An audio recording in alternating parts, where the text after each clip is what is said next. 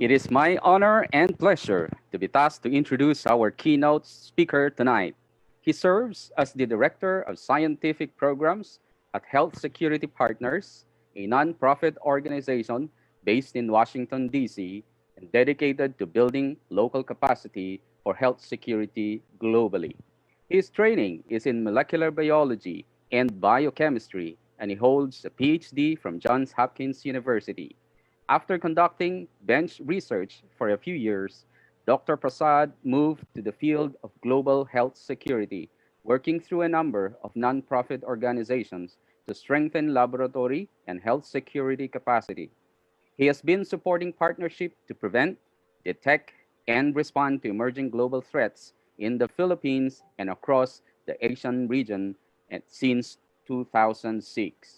Dr. Prasad and HSP have been a partner of BRAP since the very beginning, working on multiple efforts to strengthen biosecurity systems in the Philippines. With that, we welcome our keynote speaker for the BRAP 5th founding anniversary, Dr. Prasad N. Kuduvalli. Good evening. This is Prasad. Thank you for that wonderful introduction. Let me quickly share my screen and then we can go from there. Let me start by saying that it's a great honor to be speaking to all of you on this very important occasion, the 5th founding anniversary of BRAP. So I wanted to start off by wishing everyone at BRAP a happy 5th founding anniversary, particularly the BRAP board, with whom we've been working very closely, as well as all of the 600 members, I'm told, around the country. Congratulations, this is a great day, and we wish you the very best from Health Security Partners for the next 5 years and beyond.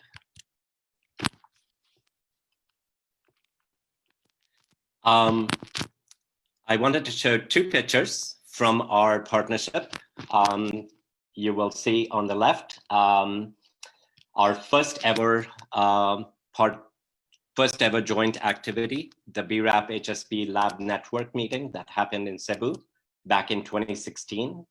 And on the right, you will see the last event that we did together in Colombo. And this was a BioRisk manual writing workshop.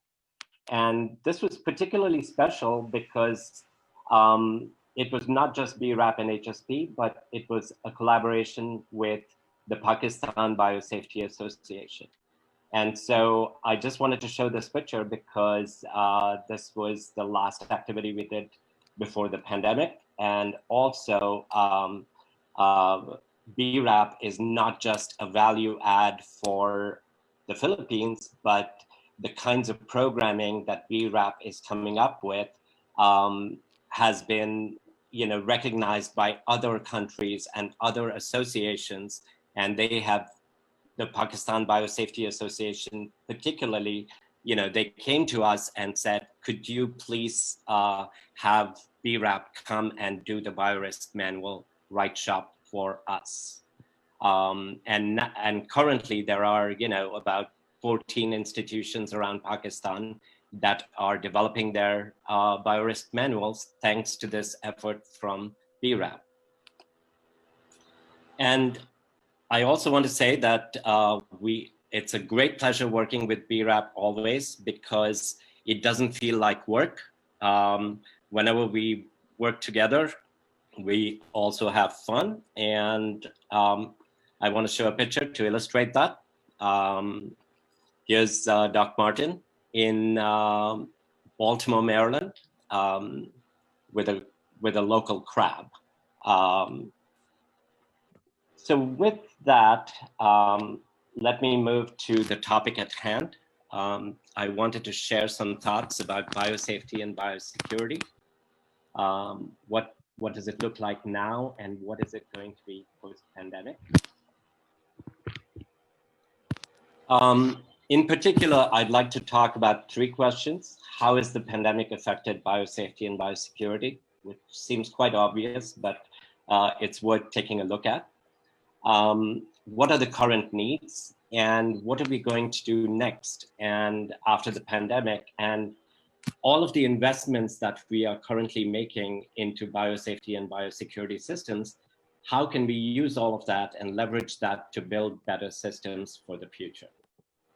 And I should say that what I'm sharing with you today is not just my, my thoughts. This is thanks to the contribution of all of our partners around the world with whom we are working.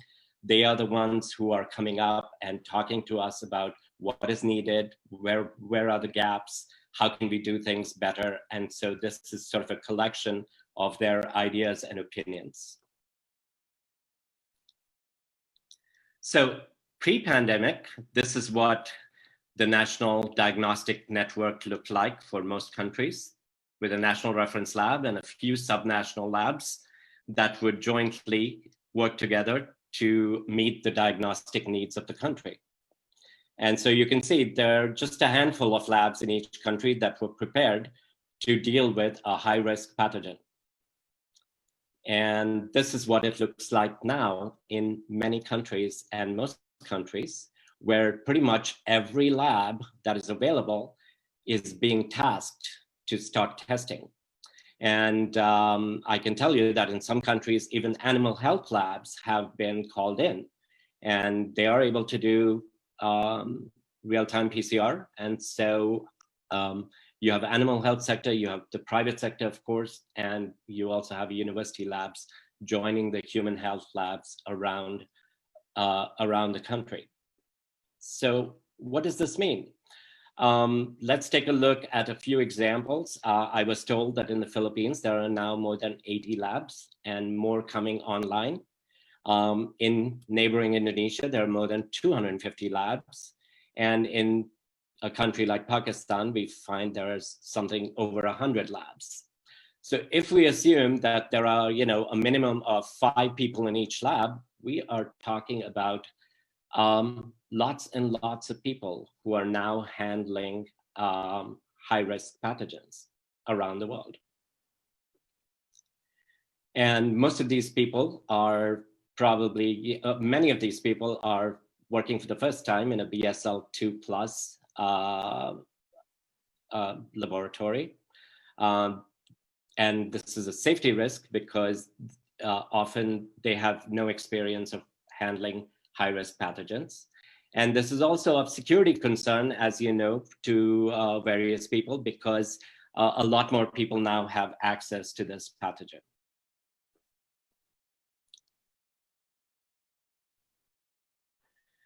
One of the immediate needs, of course, is rapid training. And, for these labs don't really have a biorisk officer, but let's say a biorisk POC for lab technicians and also for lab managers and supervisors who are managing the whole thing. Several organizations, I think a lot of biosafety associations or BioRisk associations are conducting training programs, including BRAP, and most of these are virtual. In addition, where possible, we are also in a couple of places supporting in-lab mentorship, so that if a lab wants to start doing molecular testing, then 1 or 2 technicians from that lab go to a lab that's already testing, and they learn one-on-one, and then they come back and set up their lab and get ready for testing. Of course, there is a need to network all of these people with labs that are more experienced. And there is also a lot of need for continuing education to keep these people updated on safety and security issues. For some of the questions that we are getting from the labs that are engaged for surge capacity, they want to know how they should hire new people so that they are reliable from a safety perspective and from a security perspective. There's also interest in some cases where they want to control access to the pathogen for the new people because they don't have experience. And so how do they set up systems within their lab in order to do that? Those are the kinds of questions that are coming up from the labs that are beginning to conduct testing. Now, I think an important question for all of us is how do we make smart investments so that we meet the pandemic needs and build systems for the future? For personnel, we talked about training and continuing education. I will just quickly point out here that all of the national and international guidelines for COVID, as well as for general biosafety and biosecurity, all call for risk assessment. And this is for people who are new to biosafety and biosecurity and to risk assessment.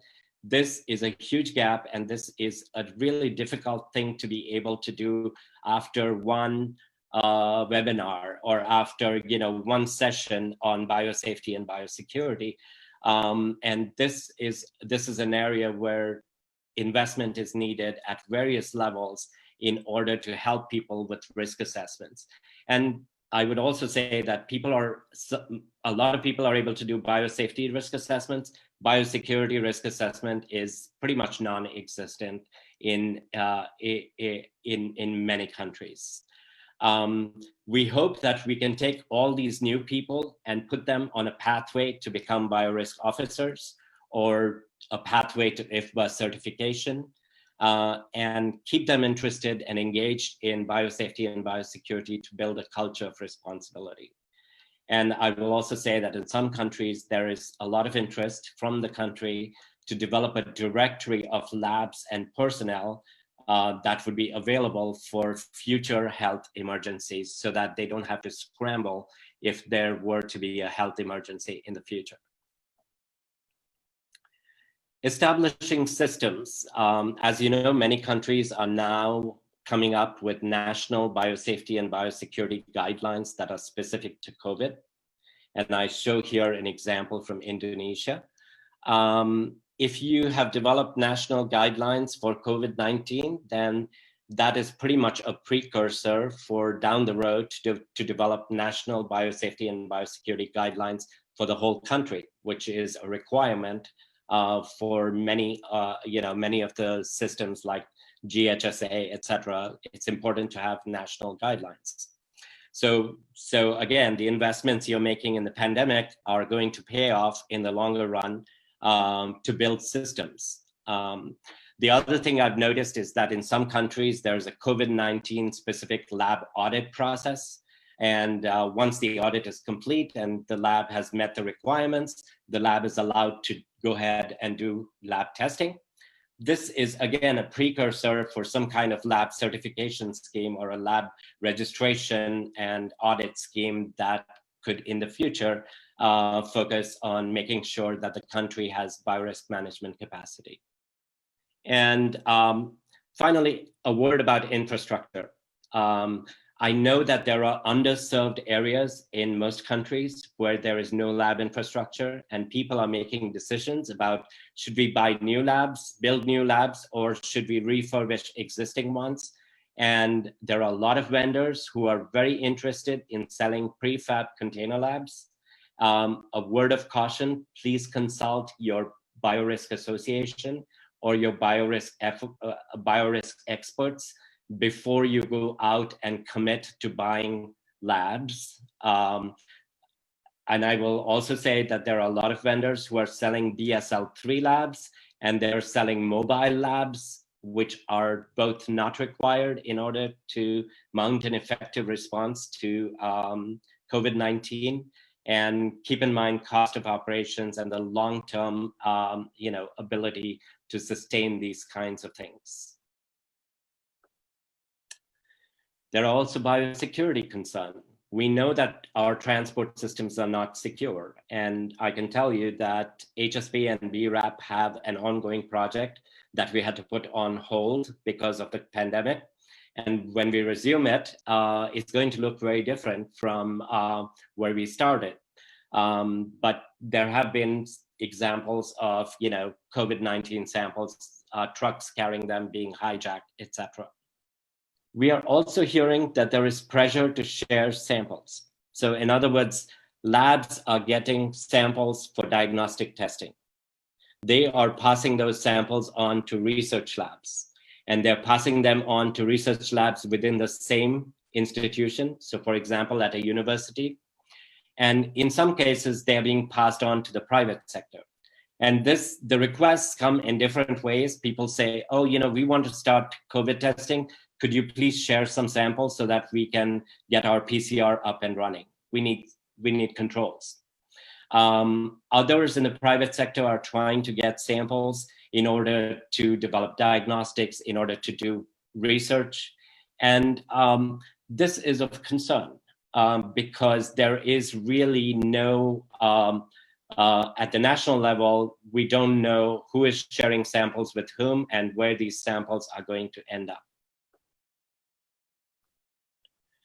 There needs to be clear guidance on authorized use of samples. In other words, if the samples are sent to you for diagnostics, they are to be used for diagnostics only. There needs to be guidance on sample transfer. If you want to transfer the samples to another lab, there needs to be an authorization process from DOH or MOH in the country.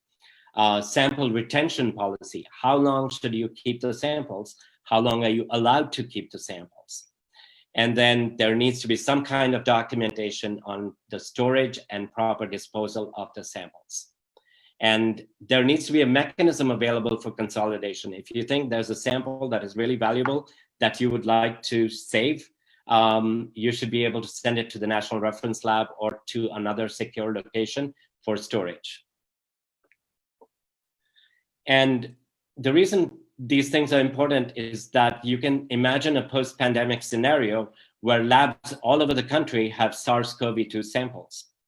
And then how do you go and make sure they're secure and make sure that they have been either transferred to the national lab or destroyed using proper disposal methods, etc. So guidance and policies need to be put into place now so that you can avoid this post-pandemic scenario where everyone around the country has SARS-CoV-2 samples in their freezers. Research. As you know, research is really needed for better diagnostics, therapeutics, and vaccines.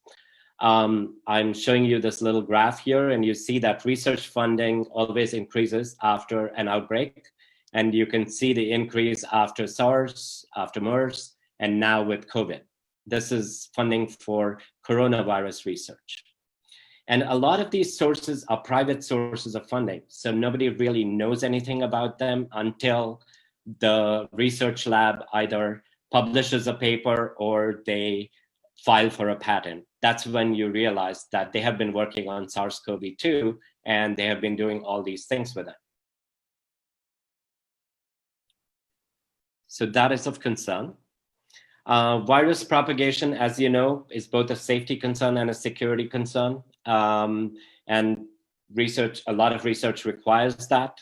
Also, any modification to the virus, like trying to build chimeras or etc., or introducing the virus into new hosts and other conditions that those of you who know about dual-use research of concern know that these are the kinds of research that are of concern for the community and for the country.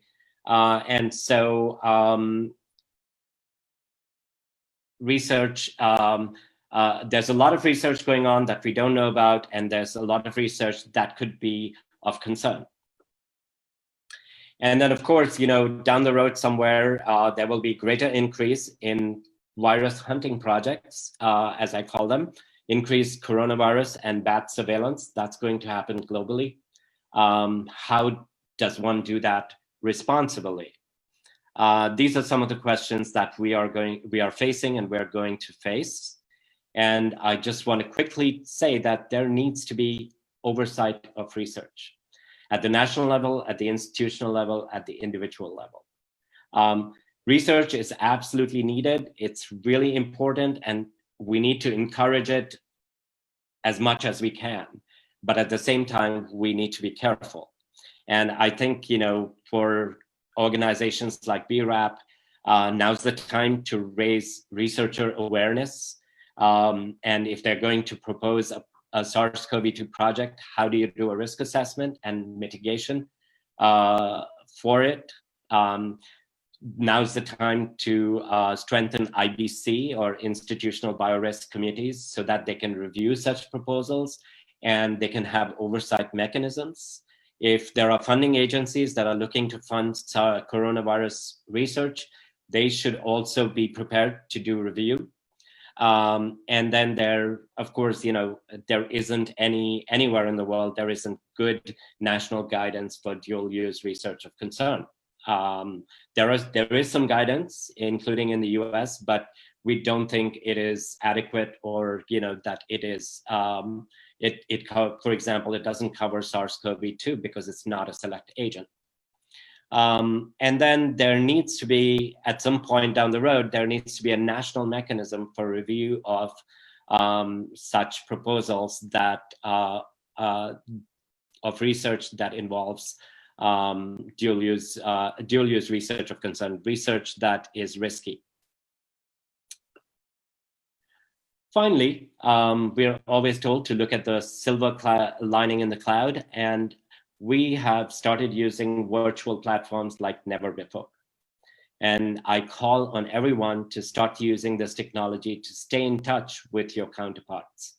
That applies to BRAP, as well as to the members of BRAP, and also for BRAP and other associations to reach more members. For example, the APPA conference, the Asia Pacific Biosafety Association conference, the regional conference that happens every year, as well as the BRAP annual conference, I would recommend, and we hope that at least part of that can be virtual or it can be live streamed, so that a lot more people in the future can benefit from these kinds of events. And also for our training programs, I think everyone is now used to virtual training, so blended training programs would be really valuable, and this is something that we would encourage. Thank you very much for your attention. And once again, BRAP, congratulations and all the very best for the years to come. Thank you for this opportunity to address the audience. Thank you, Dr. Prasad, for yet another moving talk that calls for action. BRAP and PAMIT members now have something to think about for the betterment of ourselves, our institution, our families, our environment, and of course, our country. BRAP is so fortunate to have a partner, collaborator, mentor, and a friend in you, Dr. Prasad. Again, our utmost gratitude for being our keynote speaker tonight. Thank you.